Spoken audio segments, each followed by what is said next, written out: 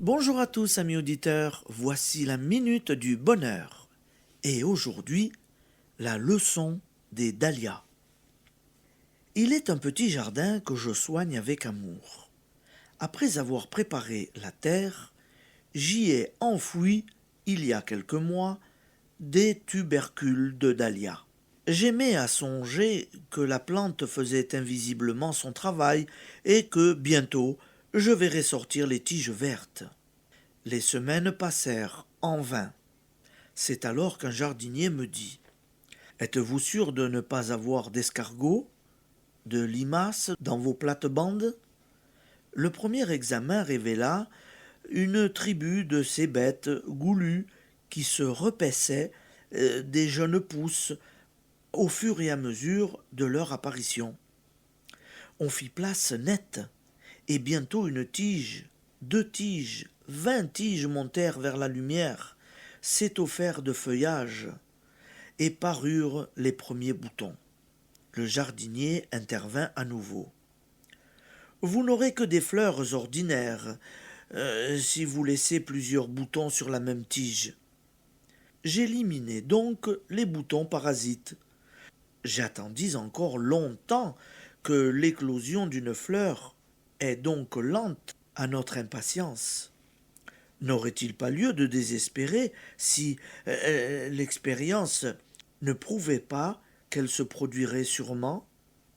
Enfin, un jour, je fus accueilli par un grand dahlia magnifiquement épanoui.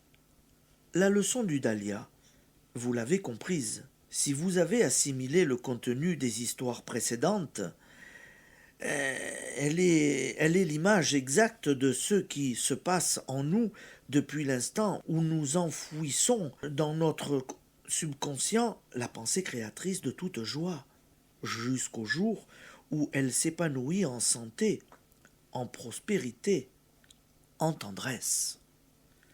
Lente évolution, d'abord invisible, puis exposée à la dévastation des escargots voraces de notre monde inférieur, que sont les pensées de maladie, d'échec ou de violence.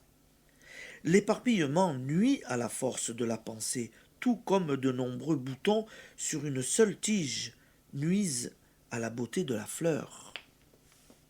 Enfin, si nous ignorons que les feuilles sont déjà le dahlia, que verrions-nous de commun entre tout ce vert et les pétales colorés que nous attendons? Cela ne vous montre-t-il pas que presque toujours l'éclosion de notre espoir explique des événements dont nous ignorons qu'ils sont la tige et le soutien des réalisations? Application. Il se peut que l'événement heureux soit lent à se développer, mais soyez sans crainte.